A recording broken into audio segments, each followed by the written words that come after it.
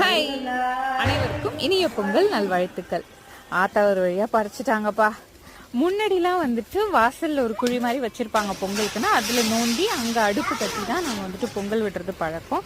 But புது வீடு கட்டினதுக்கு அப்புறத்துலேருந்து இந்த மாதிரி தனியாக நாங்கள் வாசல்ல கட்டி வச்சு அடுப்பு வச்சுக்கலான்னு டிசைட் பண்ணிட்டு இந்த தடவை சிமெண்ட் அடுப்பு வச்சுட்டோம். எப்போவுமே வந்துட்டு ஒரு ஒரு ஊருக்கு ஒரு ஒரு பழக்கம் இருக்கும். இந்த ஊர் பழக்கம் என்ன அப்படின்னா, இந்த மாதிரி கட்டை ஊனி போர்வை என்னென்ன கிடைக்கிதோ, கீத்து இருந்தால் கீத்து, இல்லாதவங்க பேனர் அந்த மாதிரிலாம் இருக்கும்ல, அந்த ஃப்ளக்ஸு படுதா அதெல்லாம் எடுத்து கட்டி அங்கே வந்துட்டு தனியாக ஒரு செட்டப் ரெடி பண்ணி கரும்பெல்லாம் கட்டி அங்கே தான் அடுப்பு வச்சு பொங்கல் வைக்கிறது பழக்கம். இங்கே எங்கள் அம்மா வீட்டிலலாம் வந்து நாங்கள் வீட்டுக்குள்ளேயே வச்சுக்குவோம்.